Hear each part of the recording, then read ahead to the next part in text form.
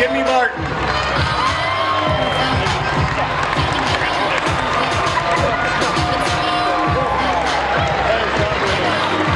Ladies and gentlemen, Weird Al Yankovic.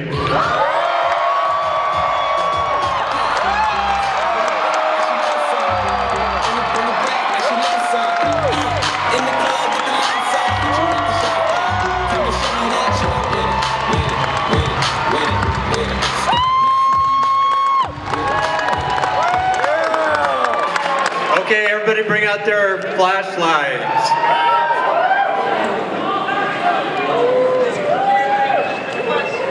Put your flashlights on I count three, we take that photo. Ready? 1, 2, 3!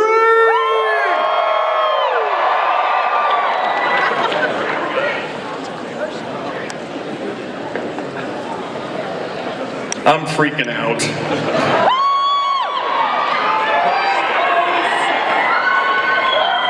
How you doing?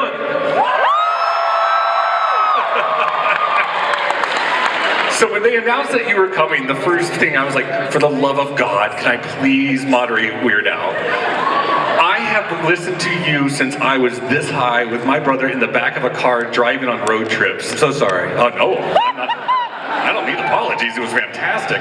My first question is, in 2013, when a very great company came back on it online, which was called Orion, what I want to know is when we are getting UHF 2.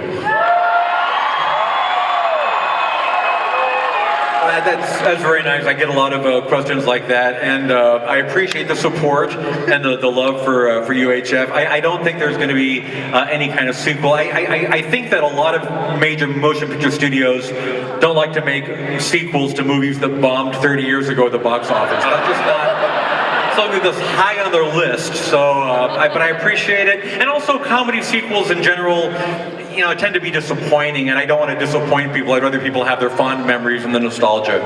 I don't know, Naked Gun 2.5 was all right, but you know, that's true. I was reading all about you yesterday, and one of the things that made me laugh was that your parents chose an accordion for you. And I'm curious, what was the first thought when they put it on the table and said, this one? Well, I think that they wanted me to be a sex symbol, and they said, they just knew that if I played the accordion, I'd be super popular in high school. What I'm also curious too is like, what is the general process of when you parody a song? Are you driving in your car and hearing it on the radio and going, and like you just pull over and say, I gotta think of something? Or do people come to you and offer it? Well, people do try to give me their ideas, and I try to discourage that because I've got more than enough voices in my head already telling me what to do. It's sort of the bane of my existence. I'll go be in the supermarket shopping for, you know, for carrots, and like, oh, I've got this great idea that I've had since the 3rd grade, and if I ever meet Weird Al in public, I have to tell him about it. But no, you know, sometimes I'm in my car. Most of my ideas actually come in the middle of the night. For some reason, I don't know what it is. I think you know, my Twitter feed has slowed down. Nobody's calling on the phone. My family's asleep, and I think when you're a little bit tired, that's when the really bizarre ideas start creeping in. So most of my songs are written between like 2 and 4 in the morning. In your point in this career, do celebrities ever come up to you and say, will you please do this, a parody of my song? Like, I have heard that. I'm not sure if they're being genuine or if they're just trying to make conversation. And I won't mention any names, but on occasion I've had people come up to me at a party or an event and say, when are you going to do one of my songs? In that voice, when are you going to do one of my songs? See, yeah. I'm a huge lover of audience. Okay, we got a line coming up, so we'll get to you guys in just a second. I'm going to ask you a question. I ask every celebrity this question. It's my favorite question because I think it tells a lot about a person. What is your go-to karaoke song?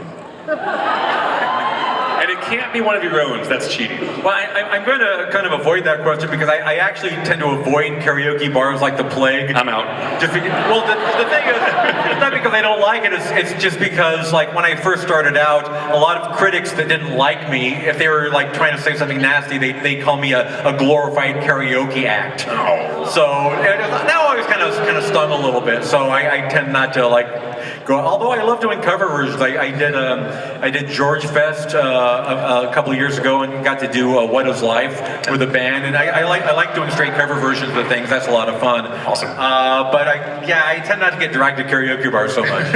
All right, we'll go to our first question over here. I'm going to back up so you can actually see them, because I feel like I'm blocking you. There we go. Oh, you're in the front. Never mind. Well, I'm an idiot. Yeah, hey, I was wondering, were you ever thinking about doing any more comedy movies or TV shows? Yeah, hopefully so. I mean, I am not ruling out doing any more movies, and I'm doing a couple cameos, which I'm not allowed to talk about yet, but at least one is going to be, I think, going to be next month in some movie coming out, and various other TV show projects. I'm in Milo Murphy's Law right now. A few other things. Unfortunately, most of the stuff that I'm going to be in or involved with, I'm not at liberty to talk about, but I'm doing stuff which you'll find out about at some point in the future. The next one.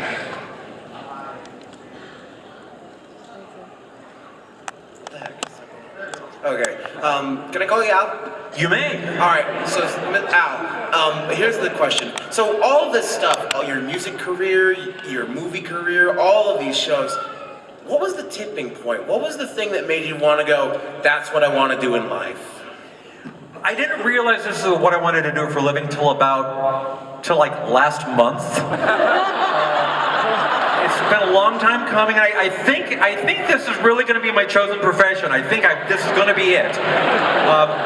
No, I guess, to be serious, I think there wasn't really one particular moment, although what sticks in my mind is when I quit my day job. Because I signed my record deal in 1982, and at the time it wasn't like, here's a big pile of money, congratulations, you're a rock star. It wasn't quite like that. It was sort of like, okay, you are now contractually bound to us for infinity, and good luck, and if you make any money, then we'll pay you somewhere down the road. So I had this record deal, and I had put out an album, but I was still living in this like $300 a month apartment with a Murphy bed that folded out from the wall. It was not, I wasn't living the high life. And I was still working in a mailroom for literally minimum wage.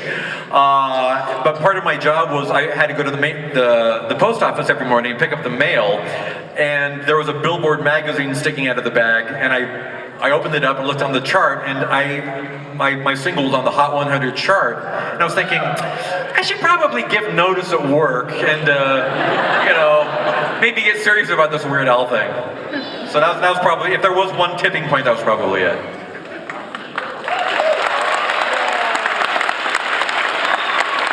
Hey Al, how's it going? How's it going? Hey, how you doing? Hey, so you have an amazing song about the Jungle Cruise at Disneyland, and at your concerts you sang Grim Grinning Ghosts. So I was just wondering what your favorite Disneyland attraction is and why. Oh, well, honestly, it's probably Space Mountain, just because I like roller coasters.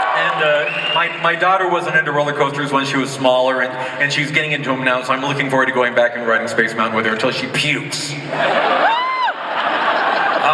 I've got a question for you. Being that this is Comic-Con and we're all geeks here, and you have one of the greatest Star Wars songs of all time. The saga begins. Now, it's rumored, and I'm curious you can confirm it or not, that when you did this, they did not tell you any parts of the script, and so you had to just, I assume, research spoilers? How'd you do it? Oh, I just went online. There were a lot of spoilers out about the movie. I did not see I did not have access to a script or anything like that. But based on all the rumors and spoilers on the Star Wars websites, I was able to piece together more or less the plot of the movie and write the parody based on that.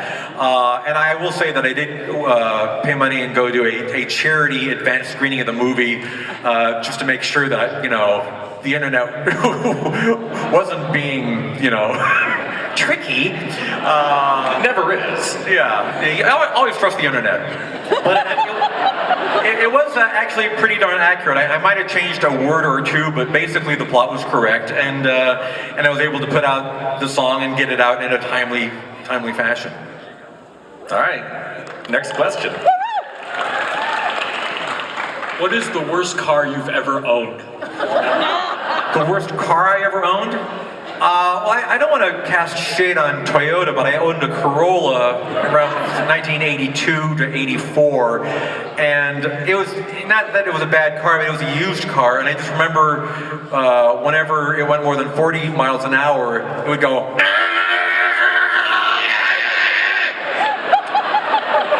which got annoying after a while.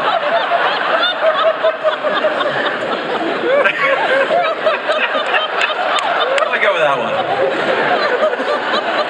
It's the greatest noise ever. Next question. Hello. I was just wondering if there was a song that's out right now that you have like come up with ideas for that you'd be interested in parodying.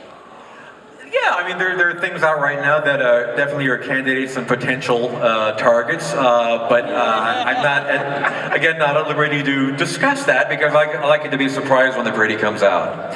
So, I mean, anything that's at the top of the charts is always, you know, a potential target.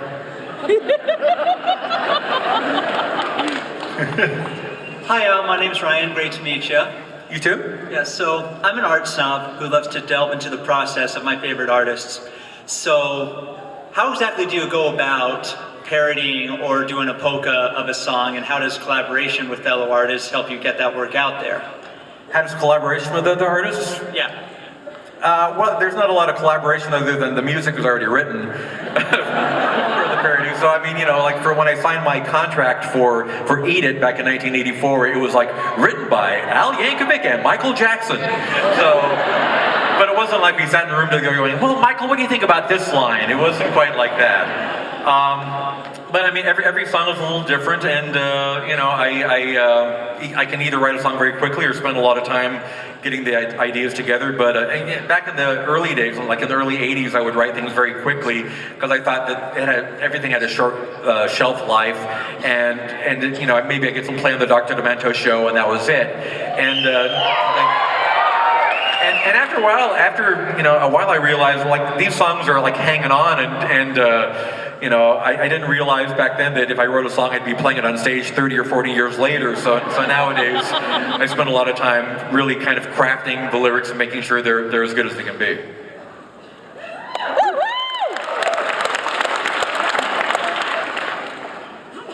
So this is from a story that I've heard like bits and pieces of, so I was curious if you could elaborate more on it. And nothing to disparage the man, God keep him, but why were you not allowed to look Prince in the eye?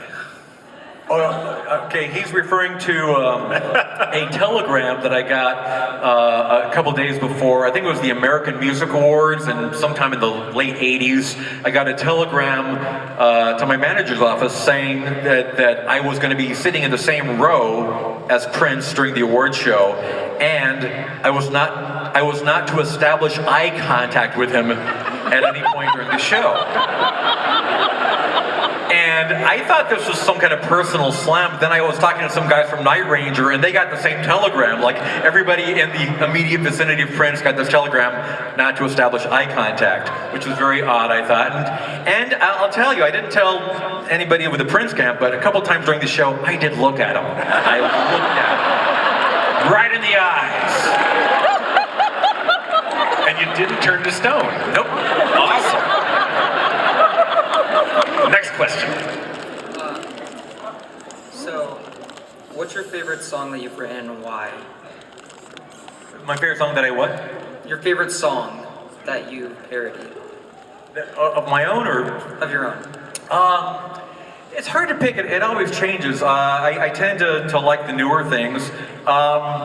And I love the parodies, but I feel kind of close to the deep cuts because I spend more time working on those. Like on the last album, the last song, Jackson Park Express, was a song that I liked a lot. It's like a 9-minute song, sort of a Cat Stevens kind of pastiche. It's kind of like a mid-70s singer-songwriter kind of vibe, and it was something that I spent a lot of time working on. I was proud of the production, and it's a song that not a lot of the general population would even be aware about. But that's just one example of, you know, it's hard for me to. They're like my children. I can't pick. I have a question real fast. I don't know how many, I kind of hear it by applause. Who has seen him live? live right now. That's true. Bust out the accordion. Let's do this. So I've seen you live. You do more costume changes than Janet Jackson, which is fantastic. But what you also do, Watch the nip slips too. which is sexier too. What else you have is a lot of extras on your stage, and I've heard that you work with local cosplayers. Well, with the 501st. The 501st. Any 501st people out here. Yeah, and so I just want to know, like, how did that incorporate? How did you get in touch with them? Like, you know, how excited were they to join you? Because they should be very. I'm trying to remember how it started. I think some guy from the 501st approached me somewhere in public and just said, hey, and he explained what the organization was, and said, if you ever want anybody on stage with you in costume for your Star Wars songs, let us know. And I think I probably took his email or something and gave it to my manager, and they came to a few shows, and it turned out great. And they've been doing it for, I don't know how many years now, but, 10, 15, maybe 20 years, but they've been on stage. Everywhere that I go, we get local 501st members out on stage with us to dress the Stormtroopers and Darth Vader, and they have a great time, and it makes the show 20 times better. So I'm thankful for all the 501st people out there. Yeah. If you have not seen them live, oh my God, buy a ticket. It's fantastic. Next question. Hello. So you're known for doing a lot of guest appearances on TV shows. So what was it about Milo Murphy's Law that made you commit to doing a longer run? Well, I love doing voiceover work for one thing, and it was really, I jumped at the chance to work with Jeff Swampy Marsh and Dan Povenmire.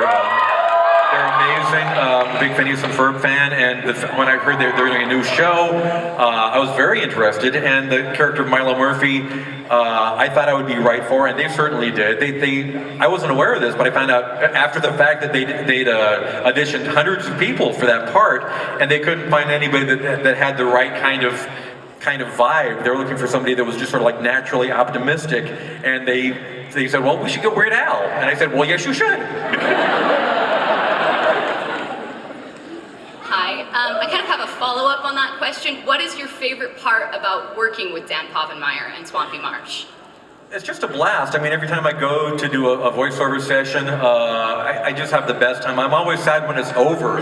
Like, every session is with me saying, "What? That's it? You don't want any more?" It's just really fun. They're just brilliant. They're funny. Everything they give me, I know that the writing is going to be top notch, and it's just always really gratifying to work on a quality project and work with amazing people. So, I mean, what's not to like? They're really great people.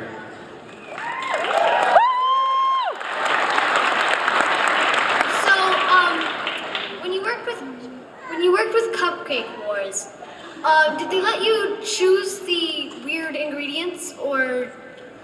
No, that was all of them. I think they probably made that particular episode a little stranger because I was on it.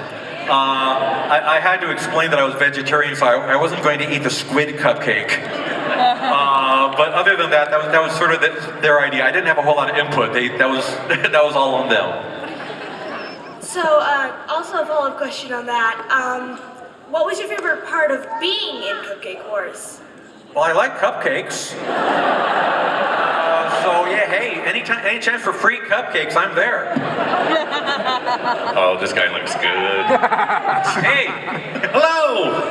My question was, how did asking permission to do songs kind of transition for you from earlier in your career to later in your career? Well, it's gotten a lot easier. I mean, in the very beginning, like before I had a record deal, I didn't even bother asking permission because they didn't know that was a thing. You know, when I recorded stuff in my bedroom, you know, I didn't think, oh, I should ask Queen if this is okay. You know, it never occurred to me. And then when I found out that they were finding out of it, going like, what's this kid doing? Then I realized I should probably get their permission. And in the beginning, it was a bit difficult because I didn't have a track record when I first started out. I mean, you know, my manager had a tough time getting his phone calls returned because nobody knew who this Weird Al kid was. And it was, Michael Jackson actually really kind of was a tipping point in a way, because when he gave his permission for Eat It, all of a sudden we had some ammunition on our back pocket. Then anybody else that was sort of waffling or not sure, we could go back and say, well, you know, Michael Jackson didn't seem to have a problem. So that made it a little bit easier. And now I've got a 30-year track record, so it's much easier to get people to sign off on it. You got two Weird Al cosplayers back to back. Why do you like Hawaiian print shirts so much? I don't know. You know, it's my personal taste. I just kind of like loud clothing and bright colors, and it's just I've always enjoyed it. My wife has gotten me to dress down a bit more in public. You know? I figured I'd be okay wearing it to a con like this, but when I step out of the house, normally it's like, could you wear like a brown shirt or maybe like something beige? But it's something that I've always liked. In fact, my collection got exponentially larger sometime in the mid-'80s. I figured, you know, all these rock bands, these touring bands always have some ridiculous thing on their rider, you know, because backstage they have to give you whatever you ask for within reason. And I said, okay, I'm going to have one stupid demand. So I said, for every show I do on this tour, the promoter has to give me one horrible Hawaiian shirt. And we did like hundreds of shows on that tour, so I wound up with hundreds of Hawaiian shirts, and that was sort of the beginning of it.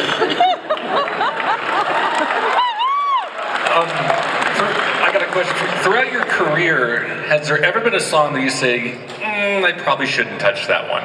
Oh, because it would be like improper, or just off limits, or too important, or? Yeah, I mean, it's very rarely. I mean, sometimes you know, it feels just a little bit too sensitive, or like it just wouldn't feel right. Like, you know, off the top of my head, you wouldn't want to do a Tears in Heaven parody per se.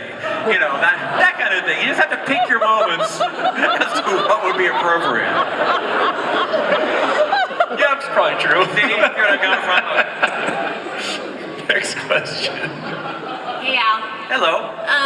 So in UHF and in some of your work, we see you eat a lot of obscure things, like that have to do with cheese. So I'm wondering when we can expect the Obscure Recipes book, Weird Al Yankovic. I would gladly try all of that. Interesting. I'll have to solicit a book deal now. We'll see about that. Yeah, I remember one time long ago I contributed my recipe for peanut butter and jelly sandwich to a rock and roll cookbook, but that's the only thing so far. But yeah, that's good to know. I mean, most of the recipes that I did on Al TV are not really fit for human consumption. But yeah, I might. If those got included in a book, there'd probably have to be a big warning sticker: "Do not actually make this food." Is there a vegetarian version to the Twinkie Wiener sandwich? Do they have vegetarian Twinkies? I'm not sure. I don't know. The vegan Twinkie, I don't know. Speaking of do not consume. We were talking about how your parents presented you with the accordion. Did you also do that to your daughter? Come home one day with an instrument and present it to her and make her start taking lessons? You know, my daughter has had a number of instruments in the house. My drummer Bermuda actually gifted her with a small drum set when she was very, very little, and thankfully she didn't really take to that. And she had a guitar in the house and didn't really take to that. And then when she was about 12 years old, she actually asked me for accordion lessons, which I promise I did not force it on her. That was her own thing. We got her little student model, a little 12-bass student model, and I gave her some lessons. She learned some Christmas songs, so she can play a few things, and then she, you know, kind of got bored and was onto other things, and we just got a nice new bass guitar from Fender. They just gave us a nice a bass and an amp, so maybe she'll be onto that now. So every couple of years she gets interested in something new.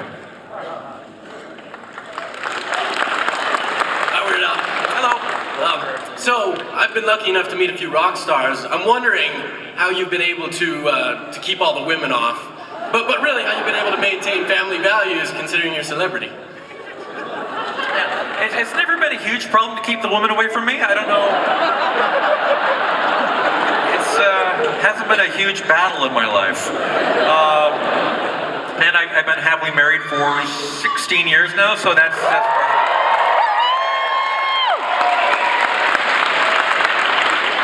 Never was a problem. Okay.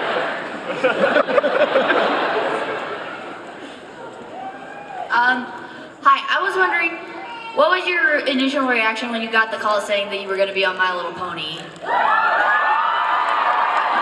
I was very happy about it. I mean, you know, I like I said before, I love doing voiceover work, and it's one of my favorite things that I do. And but usually they call me in for a session, and it's a quick job, and it's a cameo appearance, and the fact that I was able to, have a job that was going to be around for a while, and to be a star of a series like that, and to work with those people, and we just got picked up for the second season, which I'm very happy about as well. So that was all very exciting news for me. Hi. I wanted to ask you, what question do you wish people would ask you? Would you like this big pile of money?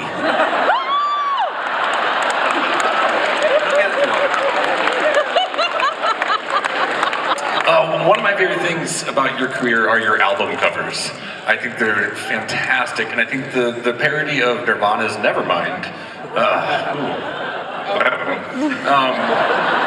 Do you have a favorite of your own album cover?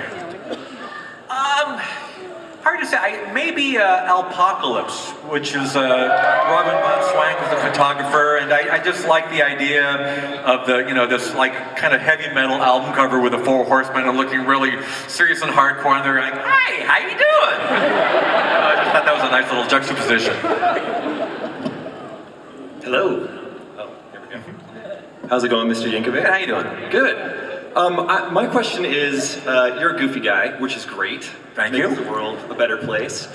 If you ever feel the need to be serious creatively, what outlets do you use to do some more serious artistic? I think there are enough people that do serious things. I don't know. I don't have any kind of burning desire. I mean, I could do like just straight music, but that's I found out when I was a teenager, when I tried to write straight lyrics, it always wound up warped somehow because my brain was just wired that way. So I never had any kind of compulsion. I know a lot of people that do novelty music, they look at it as a way to get their foot in the door, like, oh, I've made it a big impression and I've got this wacky hit.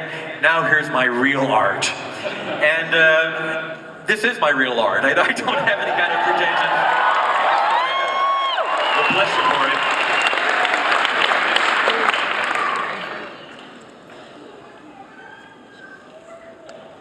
So you've done a lot of songs over the years, and this was probably a bit more of a mean-spirited one, but what was your least favorite one to do? A least favorite song? I'm going to say, and this is nothing against Cyndi Lauper certainly, but I was forced by my record label to do "Girls Just Want to Have Lunch" because I had "Dare to Be Stupid," the album, pretty much in the can, and I had "Like a Surgeon," which I thought was, okay, this is the first single. My record label was like, nah, you need a Cyndi Lauper parody on the album. I was like, I think this Madonna thing is going to do okay. And they said, well, if you don't do a Cyndi Lauper parody, we're not putting out the album. So I did this show did that song under duress, but you might be able to hear the tone of my voice when I'm singing. Jumping on that question, what song did you hear and immediately thought, you knew the parody that was going to be? That doesn't happen too often. Usually I have to think a lot about something and I look at all the variations and all the alternatives and options and narrow it down, and I'm very super analytical about it. But I remember when I saw the Bad video on TV for the first time, before the video was even over, I knew that I was going to do Fat. I could imagine a 800-pound version of Michael Jackson trying to get through the subway, turnstiles, and I thought, okay, I'm doing this. Next question. Okay, so the following questions are regarding your hair.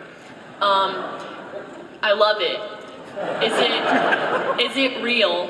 And what is your daily hair care routine?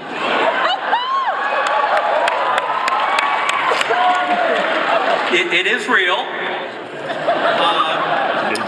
I have to point out, a lot of, again, critics that don't like me, a lot of people have said it's a bad perm. I have to say it's bad natural hair. That's straight right off the bat. There's no daily routine. Sometimes I wash it. This morning I actually combed it out. And that's about it. I don't, you know, whatever hair products are in the shower, that's what I use. I don't have any brand loyalty. I wish I had a better answer, but it's just it just grows out of my head.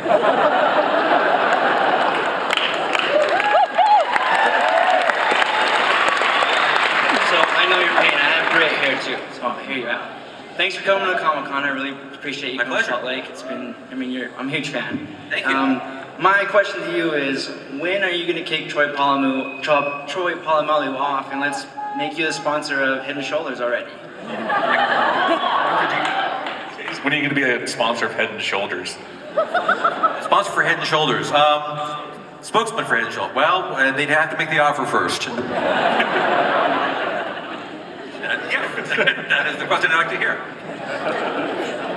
With all your production songs for the future, have you ever thought doing a Back to the Future parody song? Oh God, please, yes. Please.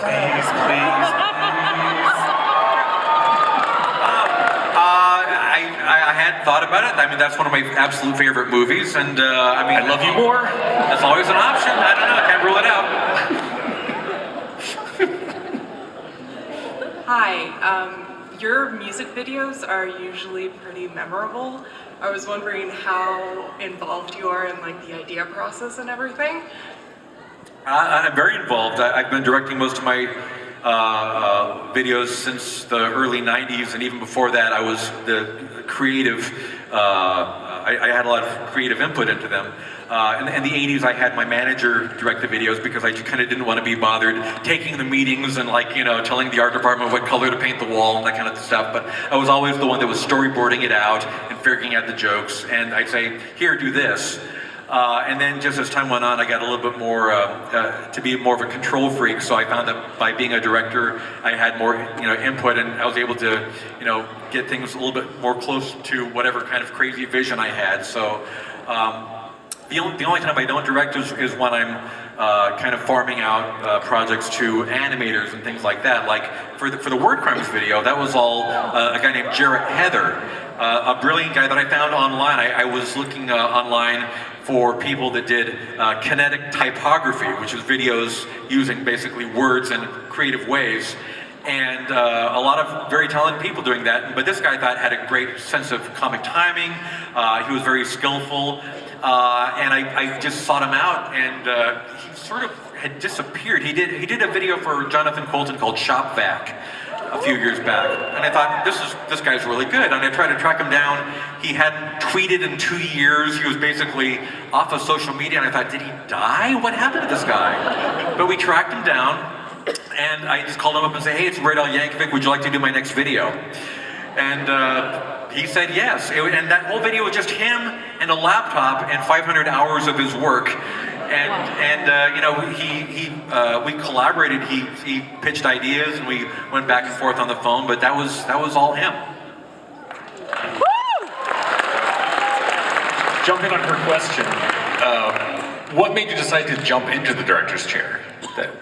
You know, this sounds extremely vain, and it is. But kind of what got me really wanting to direct was in the early '90s.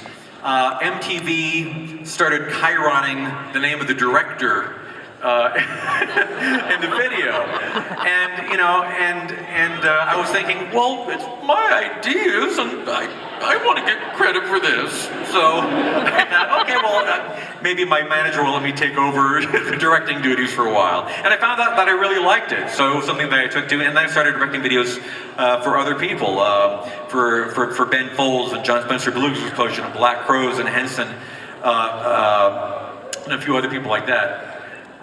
Did I say Henson? I meant Henson, sorry. and Jeff Foxworthy, and it was it's been a lot of fun. I like spending other people's money. That's always a lot of fun. The days when MTV played music videos. Yeah. Hi, big fan, and my question is, how long does it usually take to film a music video, and do you have any say in the input? Yeah, as a director, you have a lot of say. Sometimes the budget will limit you as to how long you have to shoot something.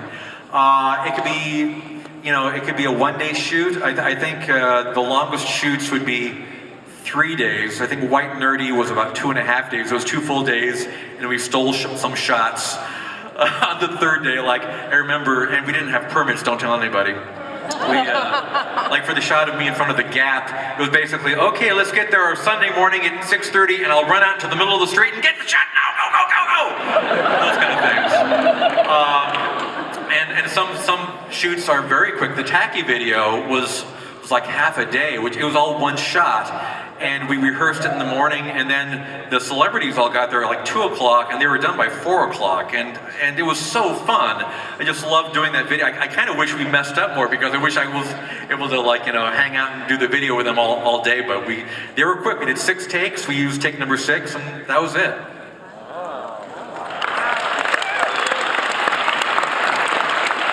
So, favorite song is Bedrock Anthem. Yes, Love yes it. indeed. You got me suspended in 5th grade. So I'm so sorry. Question. I'll write a note for you if you like. Question is, and nobody's asked about this, but the greatest show I think you've been on is Comedy Bang Bang. Oh, thank you. Thank you. And how was it working with Scott Aukerman, and did you have any say in the show or any direction of the show, or did he kind of megalomaniac, that type of thing, or?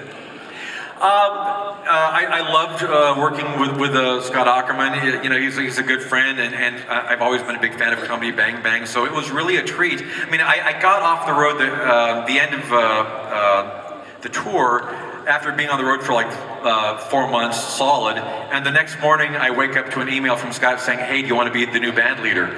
And it's not every day that I get offered to co-star on one of my favorite TV shows, so that was an easy yes. He would have allowed me input into the show, I'm sure, but I mean, the writing on the show is so good, and I trust those guys, and I just kind of follow their lead. And every single day on the set, I got to work with some of the funniest people in the world. It was very much my sense of humor. It's not a super popular show, the ratings were always horrible, but I think it was really popular among people who really appreciate comedy, or at least that particular brand of comedy. It was really a show for comedy nerds. And it was just something that I was very happy to be a part of, and I wish you could see all of the unaired shows that we're doing right now. We're still doing the show, we're just not shooting it on camera. We're just doing it in Scott's basement. Hi, so I've read online that you're a pretty big Beatles fan, so I was wondering what your favorite Beatles album is and why. Oh gosh, that's tough. Maybe. Oh gosh, I was gonna say Revolver. I'm gonna stick with Revolver. Maybe it's tough. I mean, they're all good. It's tough for me to pick. It's just got some of my favorite ones, some favorite songs. The White Album's good too. I didn't know though. Gosh, I refuse to answer that. I cannot. Yes, hi. I was wondering, I know you do some like hip hop songs, and I was wondering if you'd ever do any with like Lil Wayne or Nicki Minaj, and if you like any of their songs, and if so, which ones? Yeah, I like them all. I haven't just gotten around to Nicki yet. I'm somewhere along the line. I'm sure the planets will align, and I'll be able to do one of the parodies. I didn't get around to doing Anaconda. I'm very sorry about that, but one of these days. Is there a John No over here? Hi. Is there a genre of music that you haven't touched yet that you want to try? I haven't done any Viking songs or whaling music. That's on the list. I'll get around to every genre eventually. Yeah, okay. Sounds good to me. Hi, Al. Thanks for coming today. I was wondering which popular recording artists, current or past, do you personally enjoy listening to? My gosh, so many. Again, I hate to give a laundry list. I mean, some of my favorite bands were like all the British invasion bands, from the '60s, the Beatles and the Stones, the Kinks and the Who, and things like that. And then And then when New Wave was big, I was into Talking Heads and Devo and Oingo Boingo and B-52s. And in the 90s, it was all the alternative bands and the garage bands. And you know, I don't want to give you a huge list, but I like a lot of bands that are a little quirky, not necessarily comedy or novelty groups. But I mean, you know, I respect bands more when they're not shy about showing their sense of humor.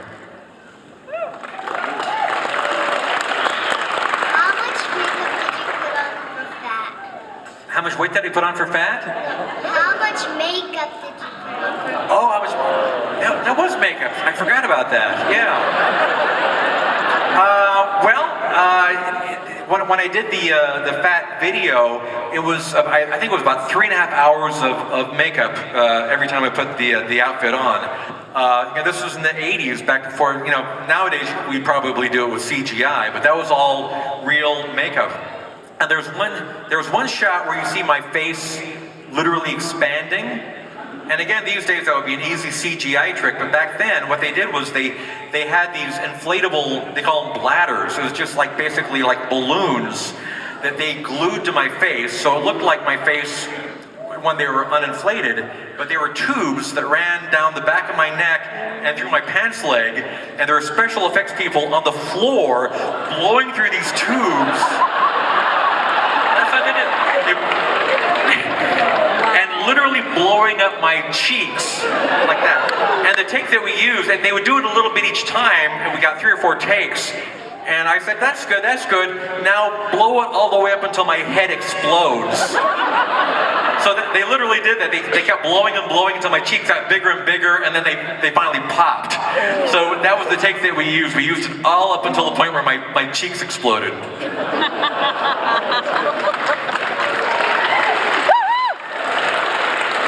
Have you ever started writing a parody with one concept and then by the end turned it into totally something different? And could you give us an example of that?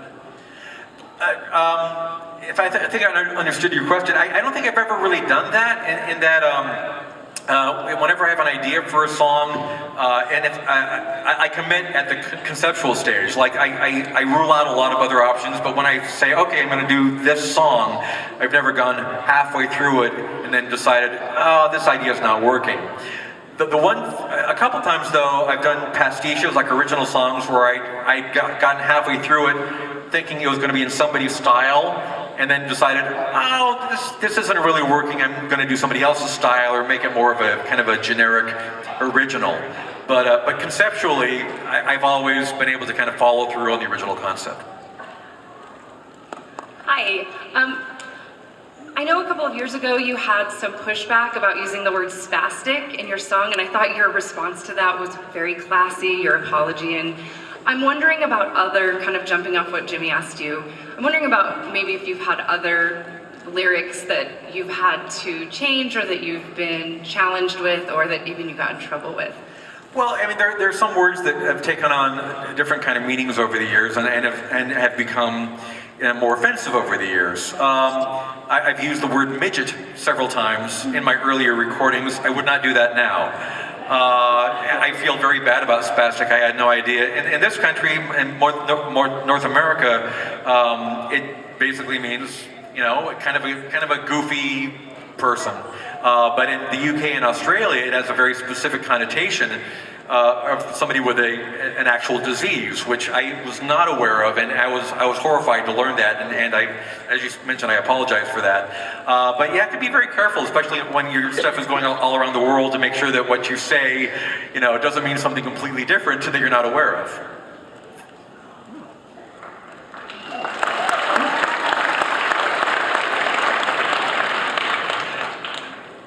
The term mandatory fun has special meaning to service members and veterans around the world. And so I was curious about what kind of mandatory fun events you've encountered in your life.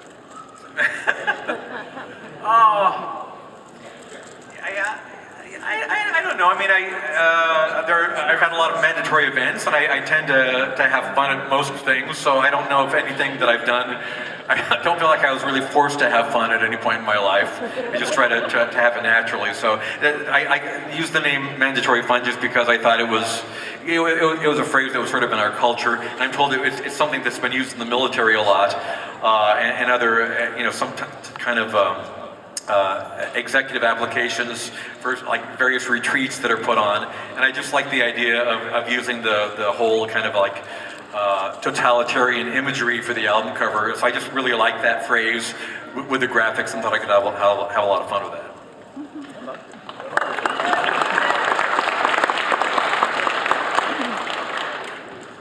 So I was wondering, have any other like parody bands reached out to you, or have you ever reached out to anyone else, like say like the Lonely Islands or just X Party or Starbomb or anything like that?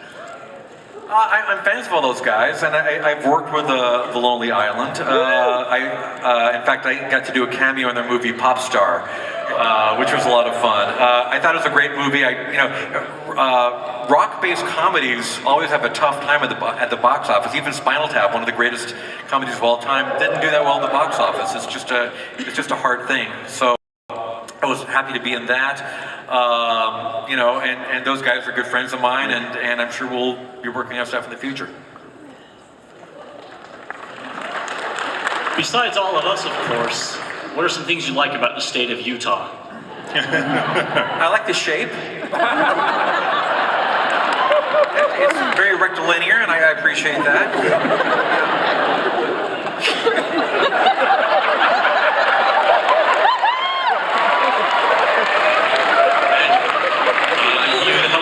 A lot of bullying issues growing up, so I appreciate that. Nobody's been talking about your band, and they're really good. Can you just talk to them about them? Absolutely, yeah. I've been very fortunate. I'm kind of an anomaly in that I've been able to do what I do for many years, like 35 years at this point, I guess, and I've had the same band the entire time. I met my drummer, John Bermuda Schwartz, on September 14th, 1980. And I remember that because that was the day that we did Another One Rides the Bus live on the Dr. Mano show. He happened to be there in the studio, and he was there for some unrelated reason. And I was just about to play Another One Rides the Bus, and I said, hey, I need somebody to bang on my accordion case for percussion. And he said, well, I'm a drummer, I'll do it. And then the song went viral, back in the days before things went viral. And we kind of kept in contact. I called him on the phone from college and said, hey, this Another One Rides the Bus thing was taken off. And he said, yeah, we should put a band together. So we did. We got Jim West on guitar, Steve J on bass. And they've been with me since 1982. And that's the core of the band. Ruben Valtierra on keyboards got added in 1992, so he's the new guy. He gets picked on a lot, but yeah, they're I feel very fortunate because not only are they amazing musicians, they can play in any genre imaginable, they're all just like super nice guys. We get along really great. There's no behind the music kind of drama on the road. And I just feel very fortunate that they've stuck with me all these years.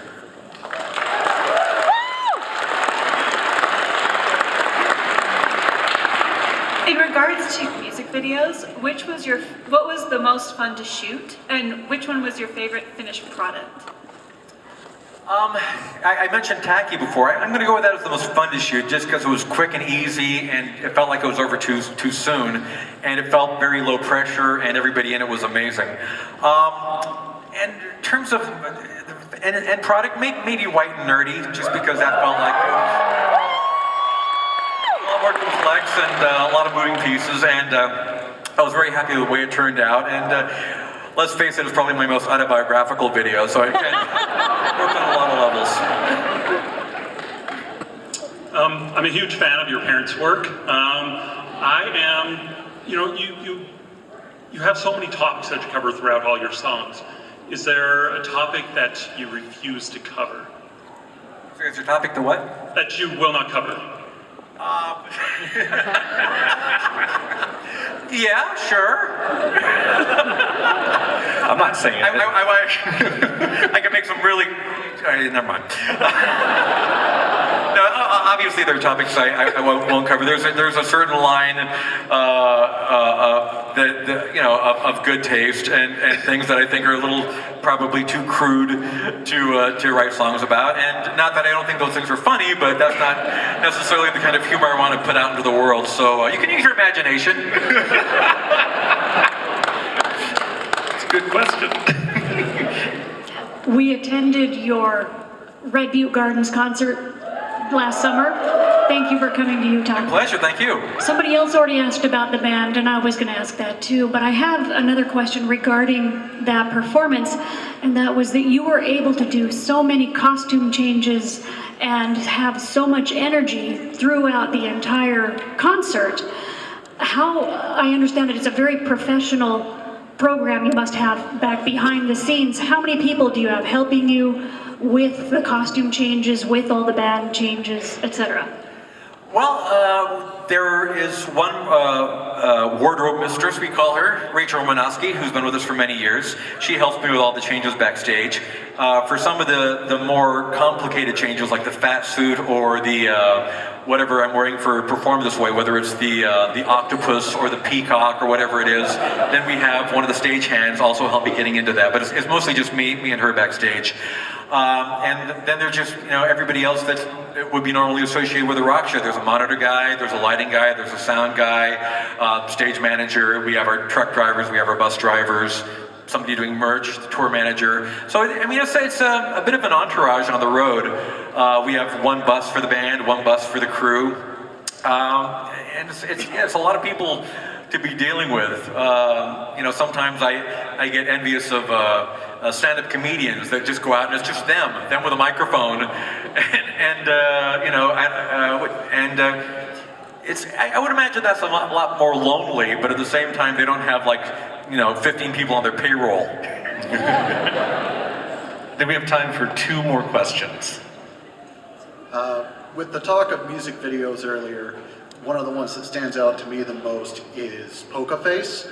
And it's just a big collaboration of all these different styles. How long did it take you to make that, and where did you get the inspiration for each one of those? Well, that was something that I was inspired by an animator from Vancouver named Marv Newland. He's probably most famous for a short he did when he was very young called Bambi Meets Godzilla.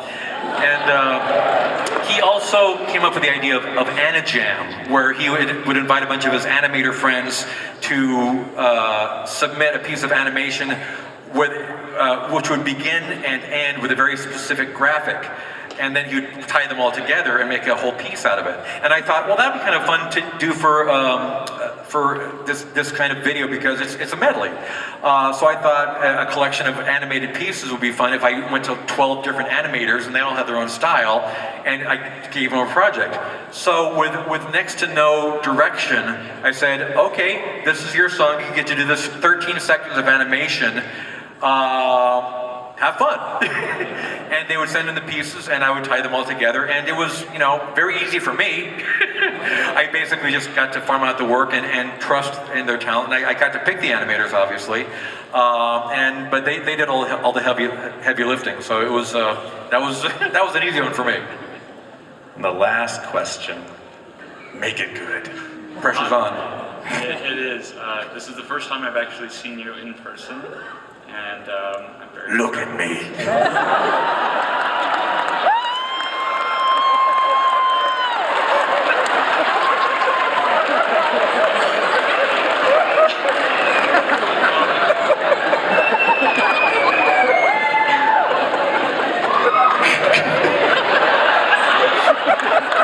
I don't think he's gonna get his question out. Glorious. I was going to ask you what question you still can. we ask you. I'm not going to ask that. Have you ever heard the line from the book Deadbeat from the author Jim Butcher, Polka Will Never Die? I couldn't hear that, I'm sorry. Did I ever hear the what? Have you ever heard the line from the book Deadbeat by Jim Butcher called the line Polka Will Never Die?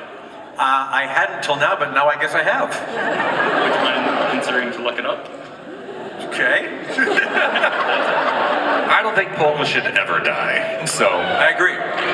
So on behalf of Salt Lake Comic Con, thank you so much for your talent, your humor, and for making life that much better. Ladies and gentlemen, Weird Al.